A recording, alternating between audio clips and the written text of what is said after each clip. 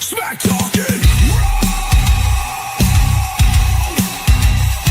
where the legends live and the rookies get schooled in law.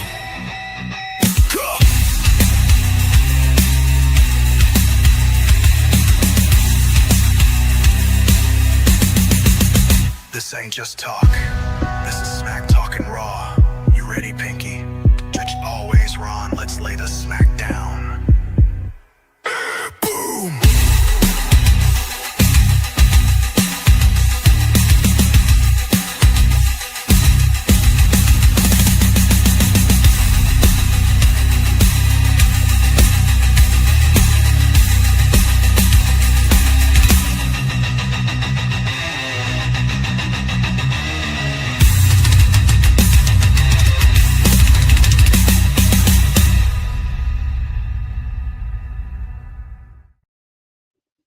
What is going on, everybody? I'm your boy Pinky. This is Smack Talking Raw. Nostradamus is back and ready to rock. Let's go. Rated R Superstar is back. Who has their own belt? The Ronnie T belt. The Rated R Superstar, the original. Ronnie T is back. Oh, man. How we feeling, partner? Man, I feel it's weird. I've been having shoulder problems for 5 weeks. I've been in slings, I've been in traction, I've been in chiropractic, I've been massage, I've done everything. All of a sudden on Saturday morning, I woke up and for the first time in 5 weeks, my shoulder just stopped hurting. I didn't do anything. I didn't say anything. I just woke up. And all of a sudden it didn't hurt. And with just a slight tinge of pain today, I can say that I'm almost at the point of saying that I'm good. But I don't want to jinx it, because when you jinx it, that's when the situation gets cracked. You know what I'm saying? Yeah, you got to be careful with that, my man. Sir, yes, sir. Oh, man. So, how's your week been, brother? Well, I am back. I was sick most of last week. So it's good to be 95%. So the allergy stuff, has still got me. But other than that, I'm doing good, baby. Man, it's kind of weird. Like during the week, we get a chance to talk a lot. And for those of you that don't know, we're both in the financial game. I do mortgages, and Pinky's a financial consultant. So he's really good at helping people to get the plan that they need so they're able to make things happen. And mortgages is jumping off. I'm going to tell you right now, even though rates are a little bit higher than what they have been, I will tell you that if you're in the market to buy a house or anything like that, right now you're not in any competition, so you can go and buy the house you want to. Rates are going to come down, and if you wait until that happens, you're going to be in a swashbuckle of a fight trying to get through things and everything like that. So we're a wrestling program show, so I'm not going to talk about mortgages. You can always hit me up. I'll talk to you about later. But great things are going. I'm glad you're feeling well. I wanted to give some good feedback. So here's my Ron's rant. My Ron's rant is a positive rant. I'm seeing an uplift in professional wrestling right now. The product isn't still great. From time to time, I'll go back and look at 90s wrestling, 2000s wrestling, just to kind of get a reminder of like when it was popping back in the Attitude Era, etc.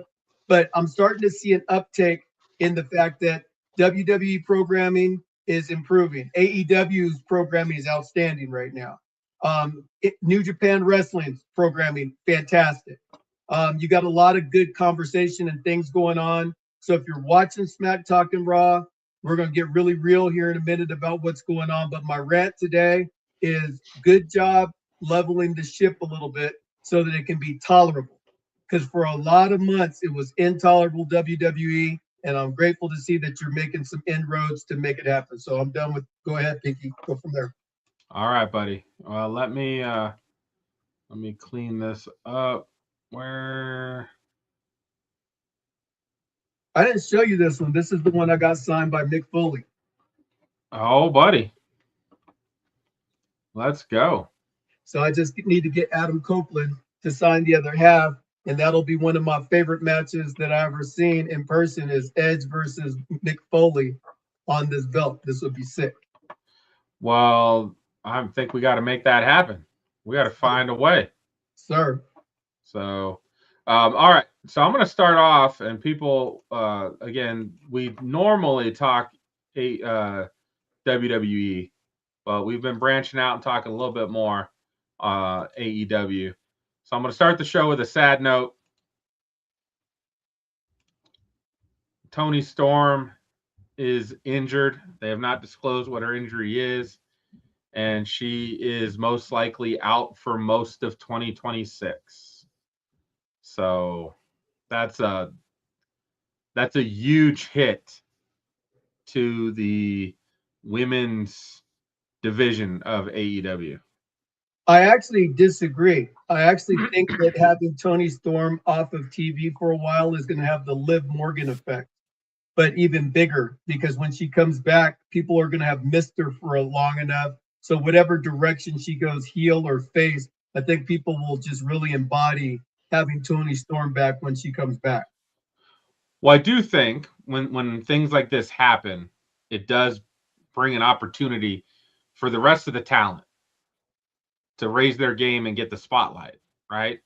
Because she's not taking that spotlight away from them for a while.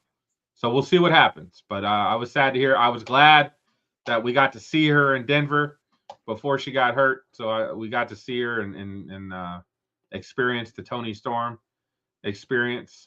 So I hope she has a speedy recovery and we see her again soon. That's right. Toni Storm, she is a treasure inside of this business. And to think she was once upon a time in WWE and they just let her walk. It's crazy to me that she doesn't look anything like she did when she was in WWE, and yet she is as over as any female on the planet right now. For real, for real. She absolutely is. All right. So MJF, which may be one of my favorite male wrestlers right now. I just like his whole thing. I'm better than you and you know it. Calling people pores, doing the whole big Hebrew Jewish thing is great. Love it. He, after winning the belt, or not winning the belt, but he is still champion. He was able to beat the crap out of Adam Hangman Page in that great Texas death match. And I thought this was funny. He had a video afterwards, a short little video, talking about he was going to go to Disney World after winning the belt. And he is a man of his word. His wife dragged him out to Disney World. And you can see that he's having a great time. A great time. Look at those ears. You know he had a great time. I mean, he's got a beautiful wife. You know he had a great time in the magical kingdom. So everybody has a good time at Disney World. Come on now. I've never been. Never been? I've been to Disneyland, never been to Disney World. I guess I should say, I've been to Disneyland. I took the wife to Disney World, just to Animal Kingdom. That was like the one thing she wanted, one place she wanted to go. We only had a day to make it happen. So we got to go back. But I'm probably going to have to spend a lot of money and take all my kids too. Staying guys, on. Girls, drop a line if you got something that you want to talk about, something you want to hear about. This is your guys' show, so we really appreciate you guys tuning in to Smack Talking Raw. Typically, as Pinky had mentioned earlier, we typically talk about WWE programming, but as I'm an old school AEW fan and Pinky becoming a new fan, we're going to start dribbling a little bit of AEW circumstances on our program. They're just undeniable. Like if you're not watching some of AEW, you're missing out. Yeah, for sure. So one other thing, I thought this was interesting. MJF recently was on the Chris Van Fleet podcast. Great interview. Stayed in character pretty much the whole time, which is I always love that. But Chris will usually ask guys who their Mount Rushmore is. Right? And so he did give two lists. I just want to talk about his first list. So MJF listed off the Mount Rushmore based on their drawing power. That they put butts in the seats. They made it to where people wanted to come see them, right? Good old Dusty Rhodes. Tell the people about Dusty Rhodes. Now then, when you come down to the son of a plumber, you got to know that the Dusty Rhodes, he's gonna do what he does, baby. You know, the Dusty Rhodes, he had a charisma about him that was just electric. They show him right now in the polka dots, and that wasn't the time where he was electric. When he was electric, when he was going to be fighting against Harley Race, Ric Flair, he could be fighting against Jimmy Boogie Woogie Man Valiant, whoever he was fighting against. When he came in, there was an electricity that came in the room, and he had his little swirl and his little dance, and he just used to have all of the fans just in the palm of his hands with regards to his charisma and his power. And I really think that if Hulk Hogan wouldn't have come along, I think that Dusty Rhodes would have been that guy that would have been the next guy to carry that mantle. So I agree with MJF on this. Yeah, I still remember Dusty. He made being a fat kid cool. All right. I was like, man, I'm a fat kid. He's fat. He made me feel like I was normal. It was great. I love Dusty. Kudos to all the fat kids he helped, like me. This one is a no-brainer. I believe you would agree with this take as well. Like everybody knows Ric Flair. He has reached into pop culture. There's rappers that sing about him.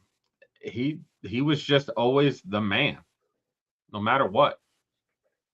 You know, I have a couple different stories about Ric Flair that probably you're not aware of, but there was a show back in the day. It was called Wrestling Challenge, and Gorilla Monsoon and Bobby the Brain Heenan, they had like a Johnny Carson type show. And when Ric Flair first made his initial entrance into WWE, Ric Flair came out with the World Heavyweight Championship on that program, the first time that he brought that title out. And Bobby Heenan comes out from behind the commentary booth, and he's like stumbling and stammering all over yeet. And then everybody was like looking at him like the real world's heavyweight champion, the real world's heavyweight champion. And Bobby Heenan just kept saying that over and over again.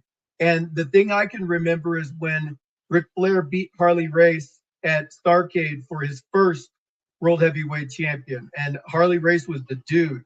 And you could just tell that the new era of wrestling was going to come in. And who would have thought that he carried that decade, that for 40 years, he kept the wrestling record for the most titles ever. Like he had it from 92 all the way through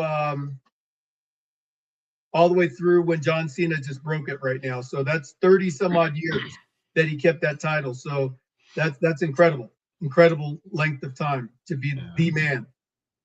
Ric Flair was absolutely the man.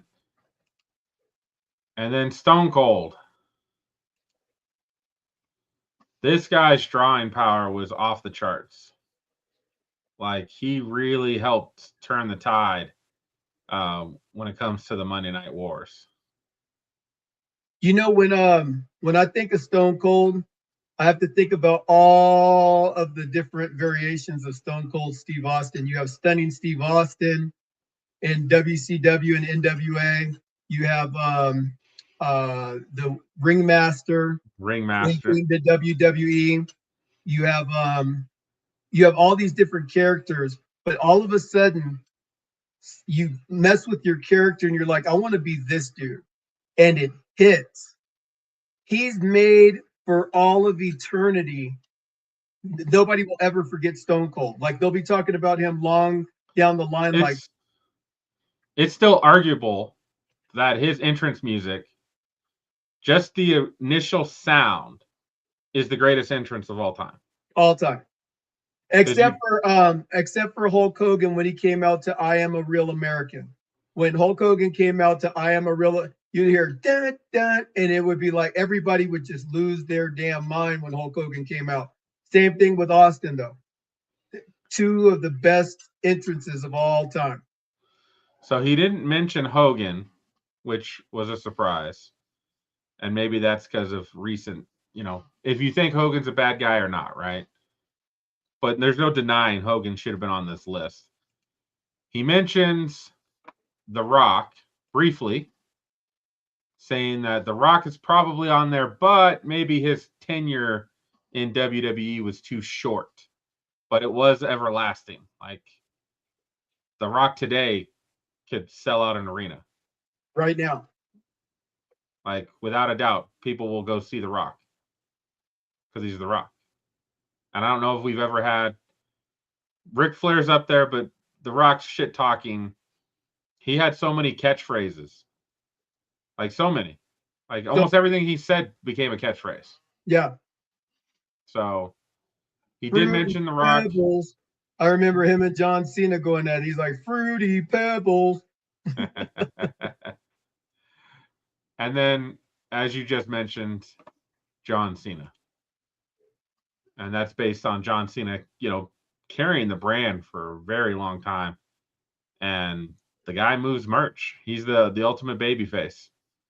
Oh, he did it on that list. I would replace Dusty Rhodes with Hulk Hogan, because there's nobody that put more butts in seats than Hulk Hogan ever. I would probably agree with that. Yeah. This was MJF's list, so just make sure everybody's clear on that. Yeah. This was not Pinky's list. This was MJF. Oh. All right. Got another topic for you. You said that he had another list. So he did he did another list. I forget the guys he mentioned on that, so I'll bring that up. Maybe we'll do that one next week. So we'll talk about that next week. Okay, no worries. Go ahead. All right, we got WrestleMania coming up. We are 4 weeks. Yeah, we're less than 30 days. We're getting there close. I'm not going to even get to watch this live unless I watch it when the wife goes to bed, because I'll be in Hawaii. So I'm still kind of sad about this, but part of me is almost thinking maybe I'm not going to be missing anything. What do you think, Ron? Is there hype behind WrestleMania right now? There's no hype, but they're starting to put together a card. And so if I'm this could actually be one of those WrestleManias that becomes a sleeper, because I think WWE is going to try to throw out all stop to make sure that this particular WrestleMania can come off, because everybody's doubting them. Fan interaction is bad. They're not selling tickets and everything. I didn't expect that Becky and AJ would make it, but they're stacking this card now with a whole bunch of stuff. And you got. Are you excited about seeing Becky and AJ again? I think they're going to up the stakes for this match. I think it's going to be like either a woman's fall count anywhere. It's going to be where it's upped a little bit. They're going to try to steal the show with this Intercontinental title match. I think that Cody and Randy is a good one. That's all of a sudden became good because of Randy's changing of demeanor, his being on the phone with somebody. It's kind of put some layers to the conversation. What I'm not super impressed with right now is CM Punk and Roman Reigns. Yeah, they had the interaction that they had last night, and they've been having the trash talk and everything like that. But it's kind of it's predictable. And I want it to be a little bit unpredictable, because CM Punk, the Punk that I know from the past, is very unpredictable. And I think that they need to get that formula in there somewhere. I got really pissed off thinking about last week's Raw, where CM Punk, one of the best on the mic, the worst thing Roman could say is "you're old," and that's what got him pissed off. Right. We can do better than that. People that aren't on the match, you have Gunther, who came out as the Legend Killer, beating up on John Cena, making him tap out in his last match, whatever. If he doesn't show up at WrestleMania, that was a complete waste of time having him beat Cena. Let's talk about that for a sec, because I actually did want to get your opinion on this. it sounds like the original plan was Gunther was going to face Rey Mysterio at WrestleMania, and it was going to be Rey Mysterio's last match. And then he got broken ribs. Rey did, so he's out. Now, I keep thinking about Gunther. I love Gunther. You love Gunther. I think we would agree he's your wrestler's favorite wrestler. If you talk to an actual wrestler, I guarantee they love Gunther because he wrestles, and everything in between those ropes means everything to that guy. You can tell. Listen to his interviews. I just don't see where they're going to be able to give him anything meaningful to do at WrestleMania. Like I throw, like, I don't even know who's available to throw. Oba's taken now. Oba and Gunther would have been fun, or Gunther and Brock would have been fun. That's taken. So what do you do with Gunther?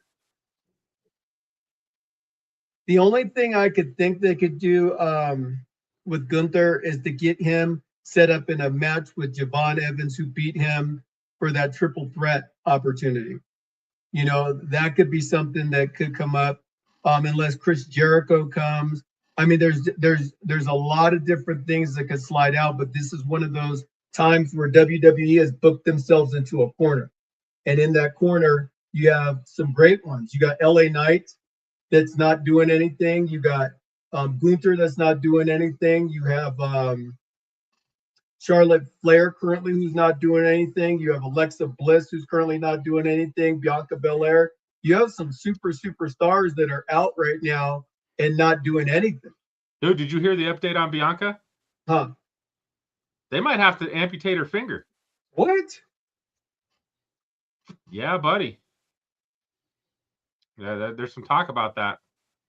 That finger is still not in good shape, man. So Ronnie lopped that bitch, and let's go.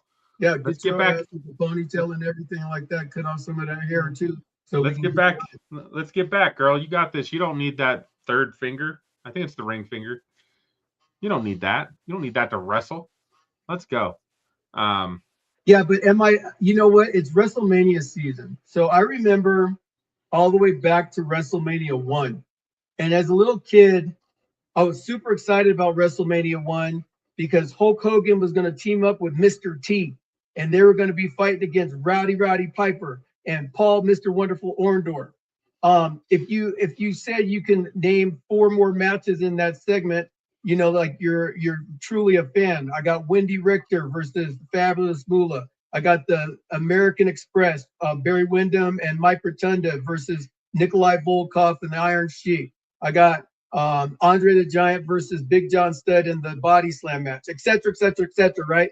So when I watched that first WrestleMania compared to WrestleMania 41, as bad as WrestleMania 41 was, it was a trillion times better than WrestleMania 1. It's just the expectations are different now because we've seen some great things. We've seen WrestleMania 17. We've seen WrestleMania 20, 24, 25. We've seen a lot of different things of 31. We've seen 37, how they pulled that off. There's a lot of different things that you can see. WrestleMania 40, which is one of the best WrestleManias ever because of the main event, etc. But the thing that has to happen in this time frame is we got to move this era forward now. The challenge that we're having with having this era be the same as it is, this era consists of Roman Reigns, CM Punk, Seth Rollins, Brock Lesnar, and all these guys that have already been here.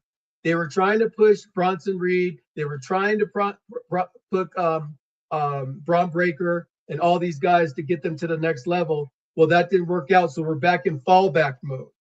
WrestleMania has got to be outstanding, and it's got to get set up for next year in Saudi Arabia so they can have the young guys come in and start to do their thing, because otherwise, WWE, when we get closer and closer to WrestleMania 45, the product's going to die.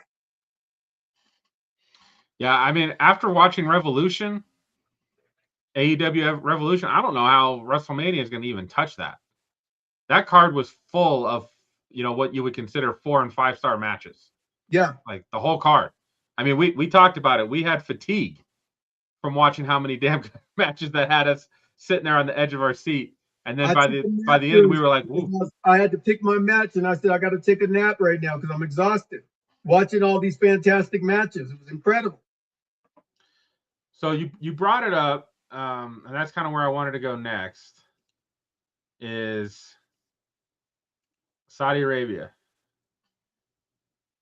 So obviously we've got a conflict going on in the Middle East, and currently the Night of King and Queen of the Ring was supposed to be in June in Saudi Arabia. That's definitely not happening.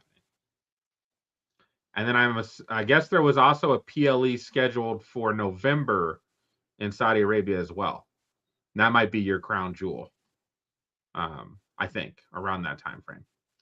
So do you think that they're not going to go at Saudi Arabia in June? They're not doing Saudi Arabia in June. That's just not happening. Like I could pretty much guarantee that's not happening, man.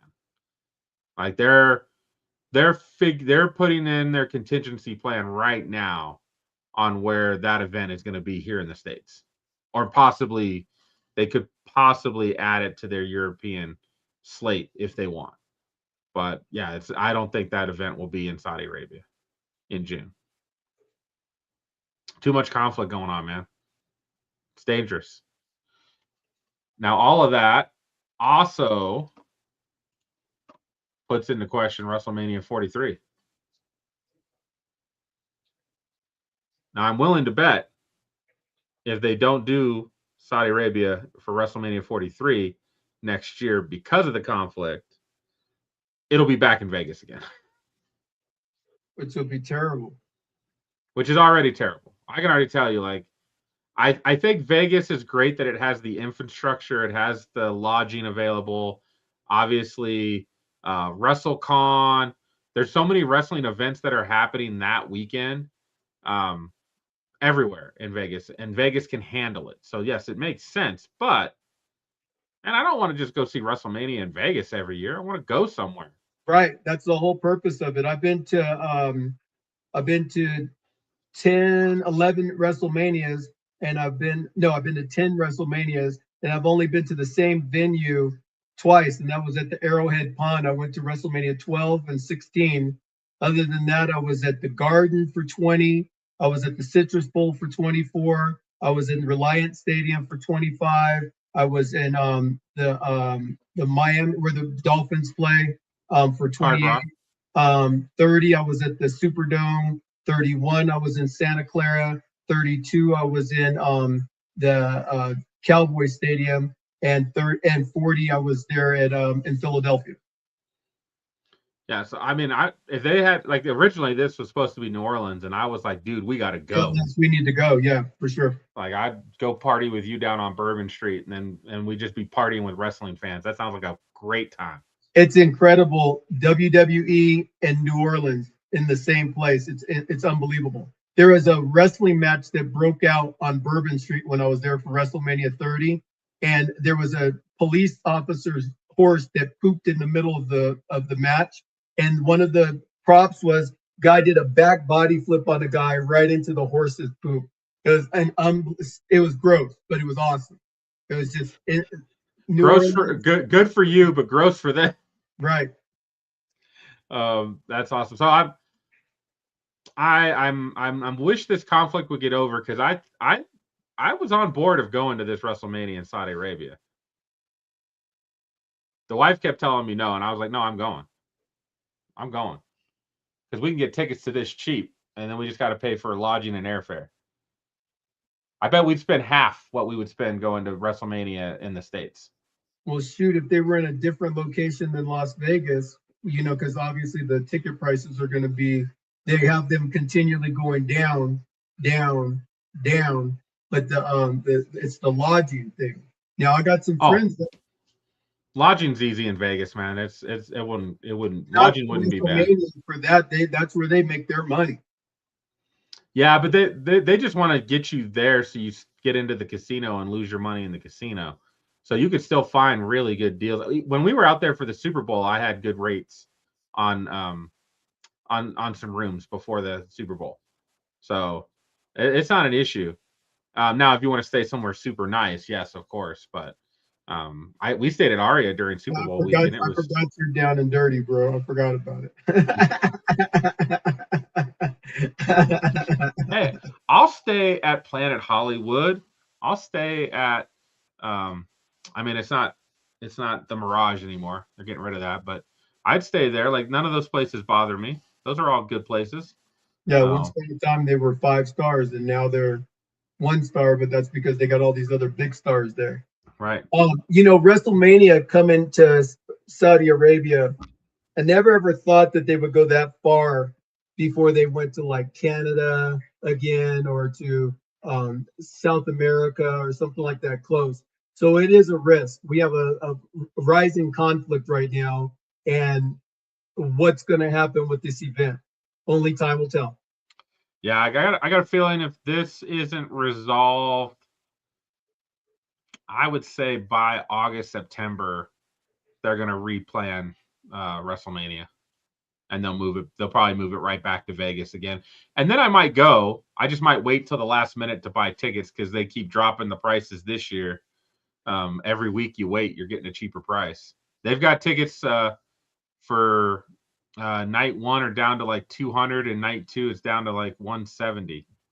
Where are the seats? They're still up high, but those are like the cheapest ones you can get right now. But the cheapest when they first came out, they were all like 400 a piece. Yeah. For nosebleeds. So you were spending almost a G just on nosebleeds if you're going to both nights. Now you can go both nights for like $400. So sitting in terrible seats. I'm gonna look up ticket prices right now while we're talking. So keep on going, friend. All right. So let's move on, and we'll talk about SmackDown. I was entertained by SmackDown this last week. I think for the most part, since it's gone to 3 hours, I've been entertained. What do you think about SmackDown recently? I think that I think it's gotten better recently. I think that when they first went to 3 hours, it was really a chore to watch the product. Well, it was 3 hours, then they went back to 2, and then they just earlier this year brought it back to 3 for whatever reason. And now Road Dogg's gone as well. They got rid of Road Dogg, kicked his ass to the curb. Yeah, Road Dogg is out, so that's a big thing. Yeah, I'm seeing so section 304. I'm sorry, I'm digressing for a second. All good, baby. B6, $4,498.65 for B6 center. I don't know. I don't have any aspirations to really go to WrestleMania this year. My commitment to WrestleMania, and for those of you that are watching either now or later on, my best friend Cal, he got killed in a car accident back in '97, and he and we went to my first WrestleMania, and he was my best friend growing up. We started being friends at 12. Both loved professional wrestling. The only thing that was wrong with him is he liked the Raiders and I liked the Broncos. And my entire time that I knew him, the Raiders beat the Broncos 12 consecutive seasons in a row, to where it was pitiful, just awful. And on the year that he died, the Broncos won the Super Bowl and they beat the Raiders that year. So it was like crazy. It was like a gift in the loss. Well, we went to WrestleMania 12 in '96, and he died in '97. So I promised every 4 years, because we were represented the 4 Horsemen, every 4 years from the time we went, I would go. So I went to 12, 16, 20, 24, 28, 32, 36 didn't happen because of COVID, and 40. So the next one is 44 that I have a commitment on, and wherever that's going to be in the planet. Wouldn't that have been interesting if that was Saudi Arabia, right? that might be Saudi Arabia now, once, depending on how things go here. So I'm in. The Saudi show is getting The Rock too. I'm pretty confident the Saudi show is getting The Rock's final match. They're going to pay him like $50 million, get his final match, and we got to be there. We got to see that sucker. So we'll see how it goes. Here's my boy Jacob Fatu. He got pulled through a car, and not just any car. He got pulled out of an Audi. Yeah, small car. I was like, that's messed up, man. I was like, there's no way he's in an Audi. And then you ruined an Audi. Because they messed up the car door, they ripped the windshield out. It was quite the thing. I am enjoying some of the brutality that they've kind of increased some of the brutality recently, and I like it. I like Drew McIntyre because he has that switch. He definitely has that switch. He executed it with Punk. He's executing it with Fatu. And I'm just really excited about watching where these two are going to take WrestleMania coming up in 4 weeks. Like, I feel like their WrestleMania match will be a no holds barred, no disqualification, street fight, and let's have some fun. It's going to be an awesome, awesome time. And I believe, Drew's going to be leaving for a while after that. So that's why I think something pretty epic has got to happen. And then we can wait for the comeback. Yeah. So I enjoyed all of their stuff on SmackDown. They'll come up again. We'll say congratulations to the tag team you never knew you wanted and you didn't know would be champions. Right. Congratulations to R-Truth and Damian Priest, who, when they were trying to be a part of the Judgment Day, Damian Priest wasn't having none of it. So what was funny about this, if you look at Damian Priest, it looks like they didn't tell him they were winning. They didn't. Because he looked completely shocked. And like, oh my, what just happened? I love this for the main part of I need the Wyatt Six and MFTs to go away. I want to get the tag team division back.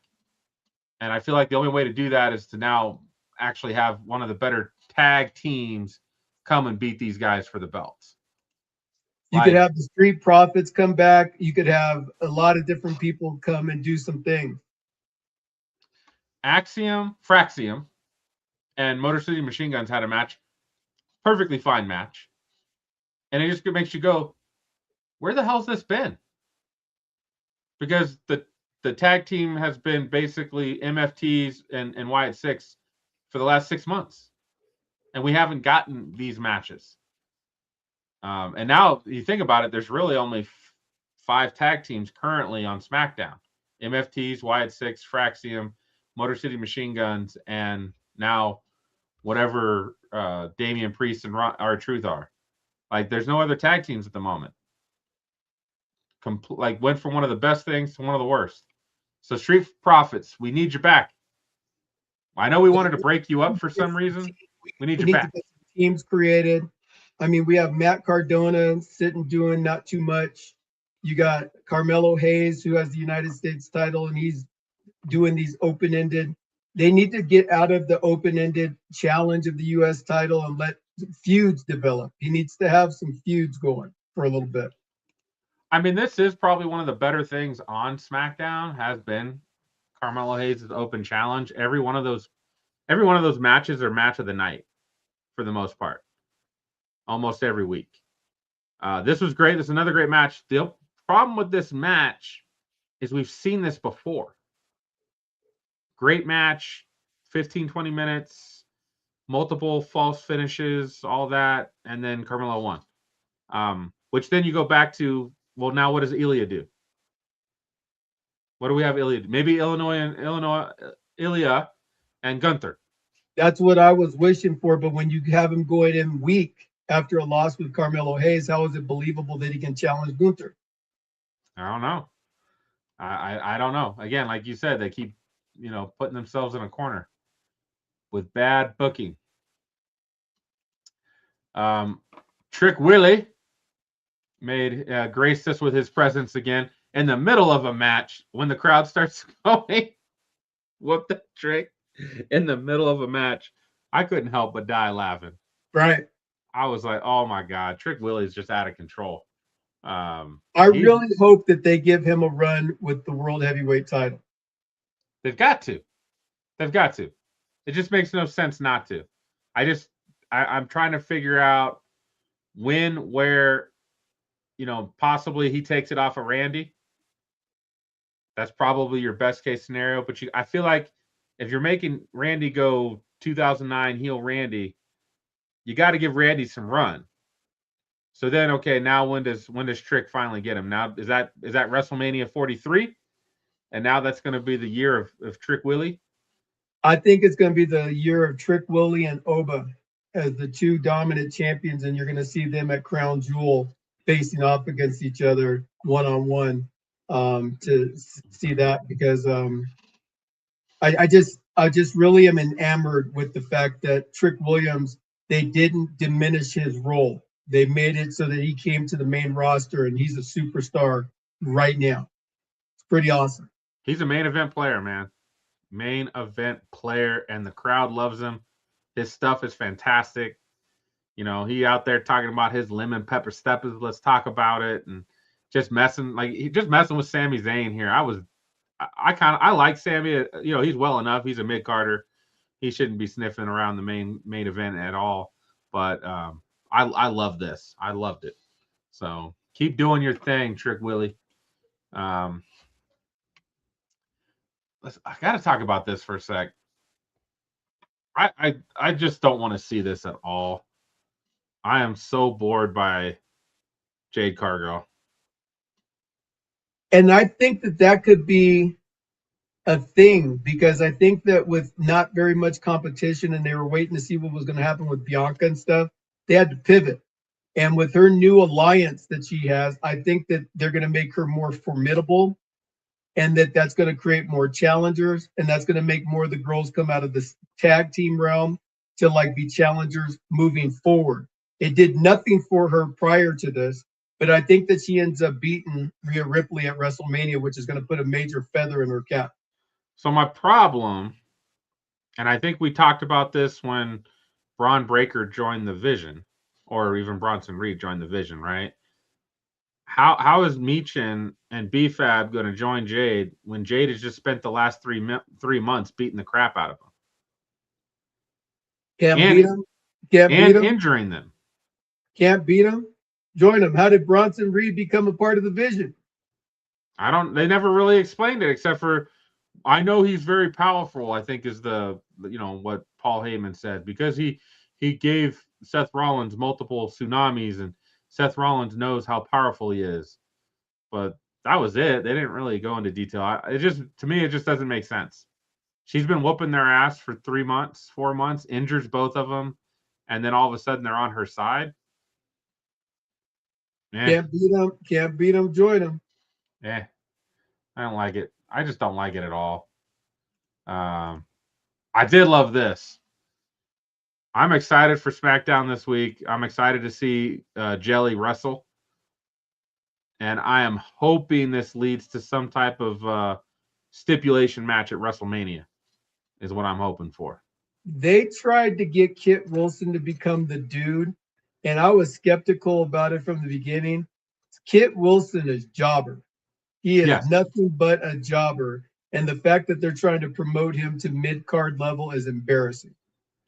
Well, they've got a mid-card level, and I believe this feud with Jelly Roll is literally to Jelly's going to win. He's going to win this feud.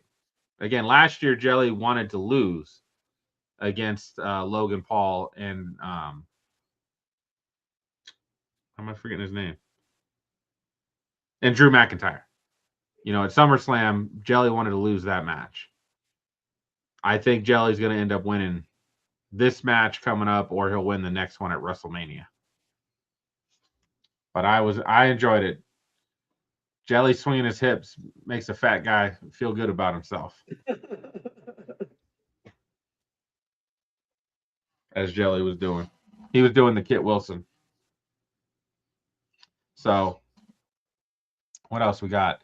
We'll go this one real quick. The Irresistible Forces defended their title against the Bella Twins. Charlotte Flair and Alexa Bliss got involved, caused a disqualification. I don't know. Just not feeling it. What are you thinking about this current tag team cycle they got going on. We don't have a tag team dilemma. We have the Bellas are a traditional team. However, they're 4 years past their prime. And so in that space where they're out there running around and trying to get some things going, they just don't have that same Bella pizzazz that they had once upon a time. Charlotte and Alexa, they need to break up already and go do single stuff.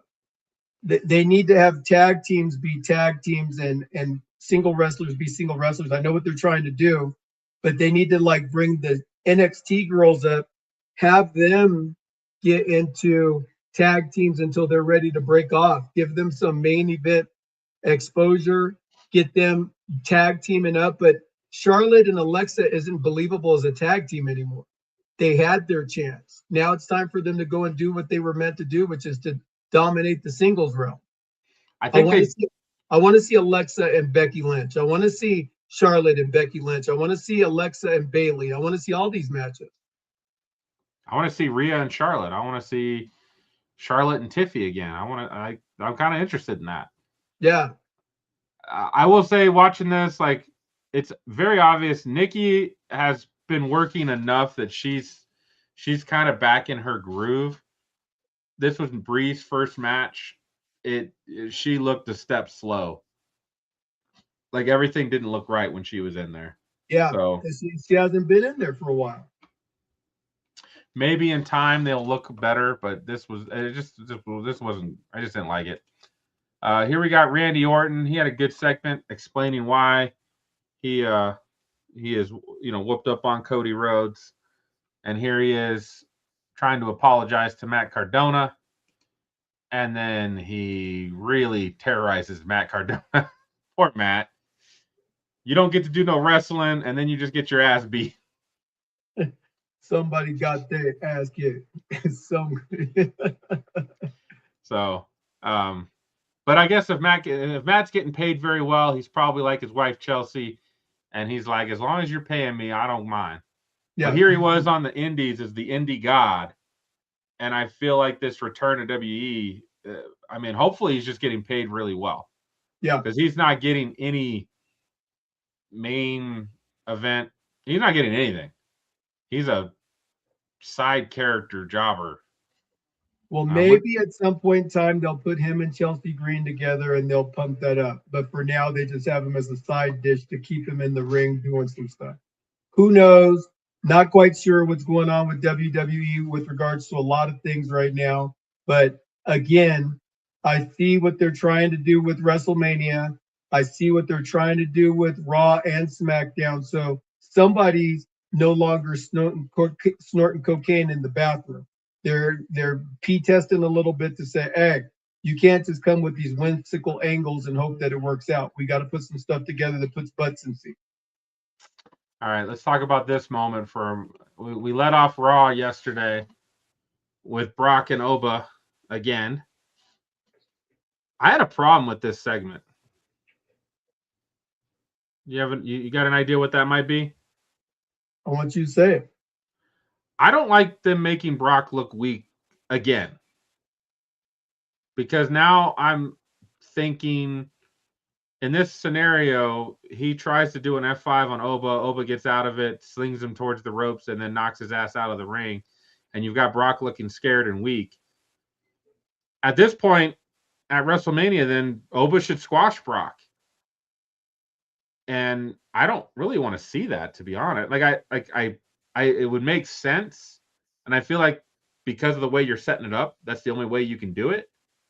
But I would like to see a really good match between them two. But if I would like to see Brock look just as strong as Oba right now, to where when they get in the ring, it doesn't have this aura of like, okay, Brock has to win or he has to look really super massive strong at WrestleMania, because then that creates an imbalance, right? You kind of want somebody that's always just slightly underdog, like Oba's the new guy, so he shouldn't be the one coming in and dominating Brock Lesnar. He should have to earn that.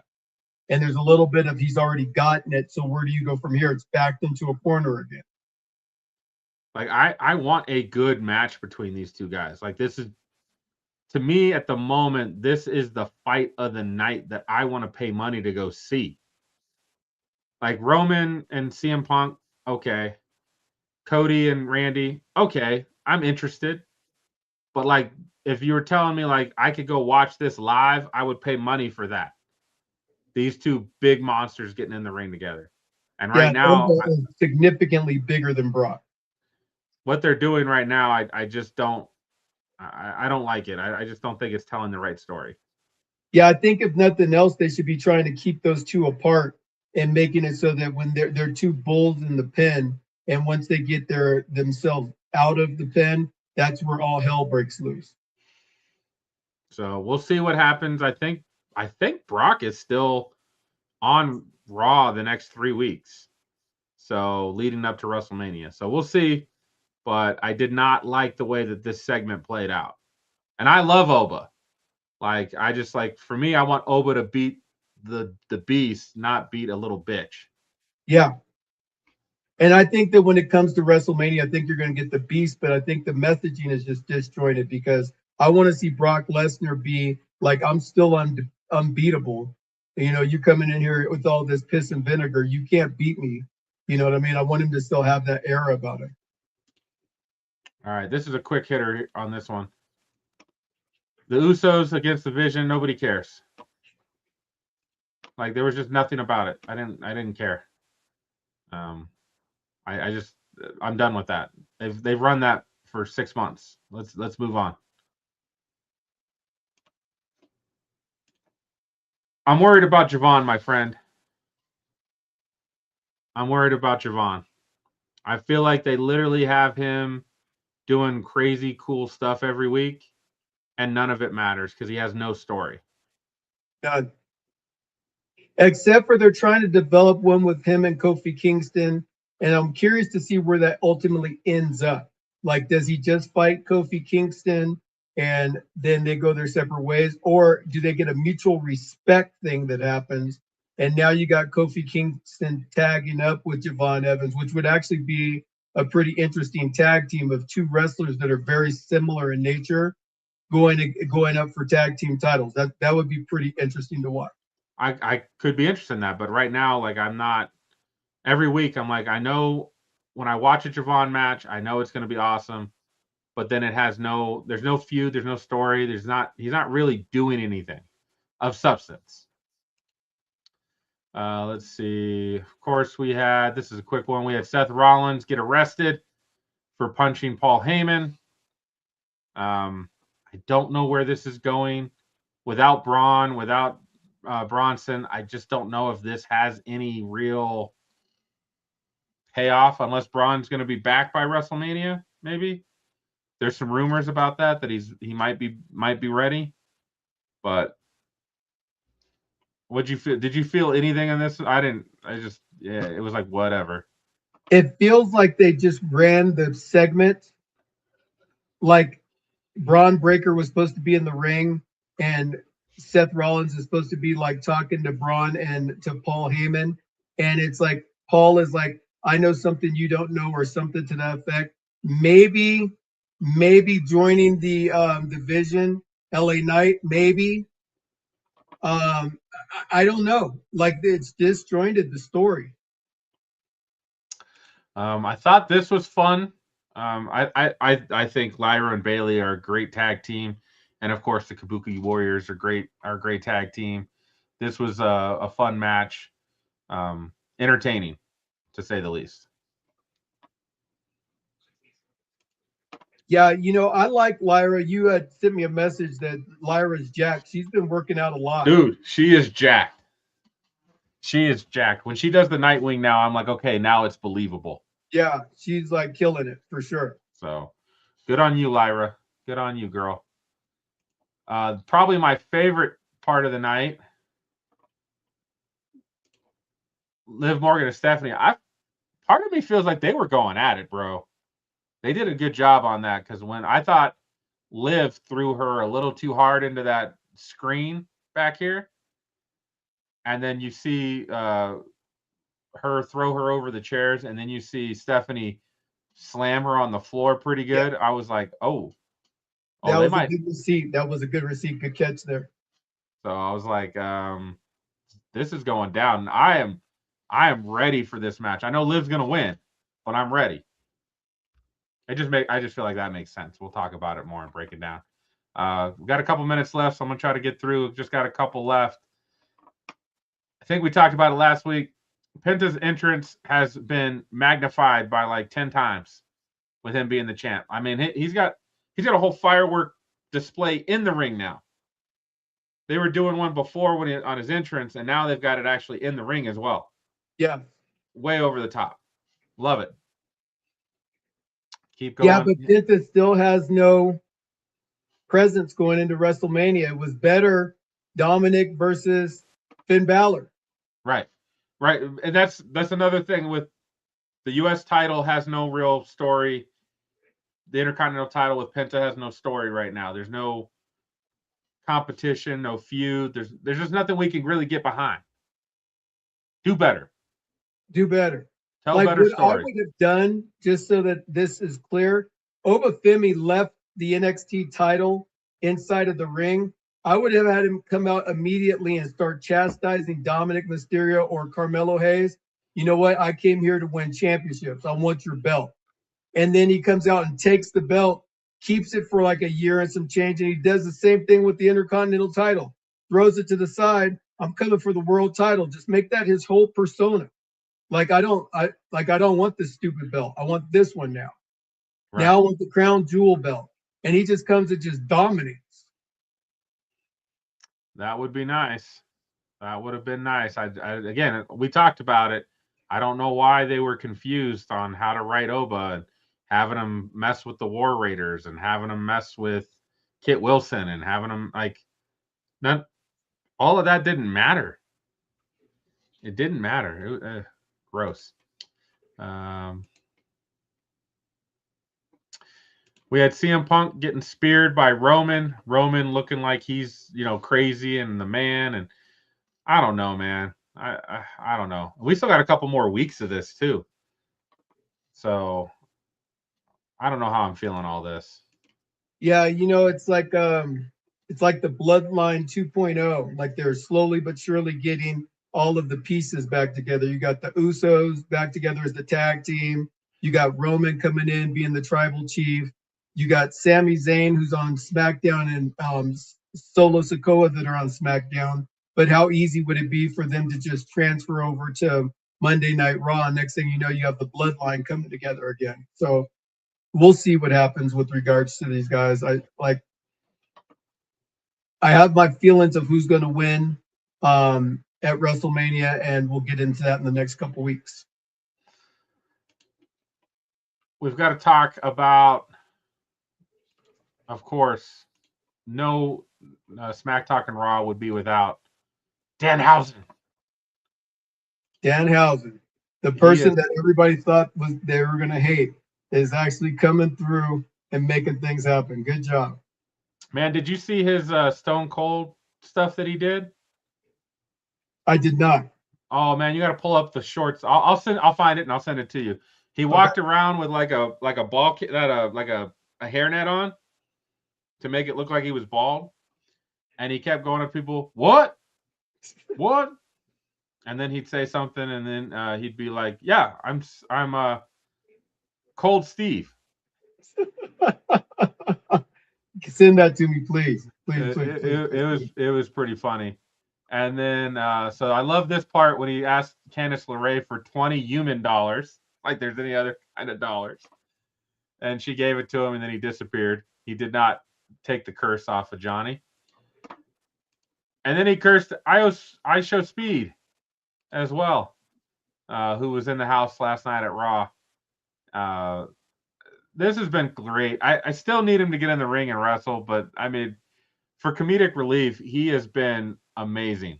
And great for the kids too, because they look at this creature character and they're like, I like him. I want to buy his stuff. He's like, you can buy all of my stuff or you will be cursed. When I listened to his interview with Chris, he did an interview with Chris Van Fleet. I like Chris Van Fleet. He does great interviews. And he did it about a year ago with no paint on, just him. talking, and he's a big Simpsons fan. And since I heard that, he is literally a Simpsons character to me. That's all I can hear when he starts talking, is he's a Simpsons character. All right, partner. Well, guys, you know what? We're super excited whenever you take time out of your day to watch Smack Talking Raw.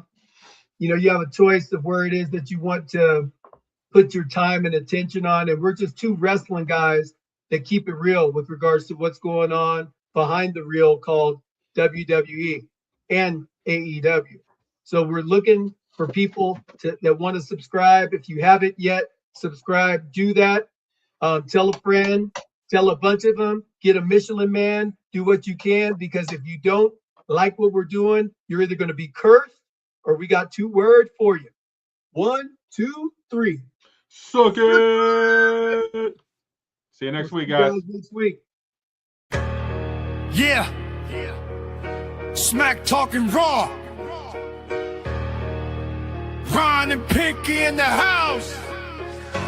We the main event, yo, the crowd gon' scream. Cena hit the ring, you can see me theme. CM Punk pipe bomb, truth getting told. Stephanie Curr in the ring looking bold. Pinky's on the mic, Ron's got the play.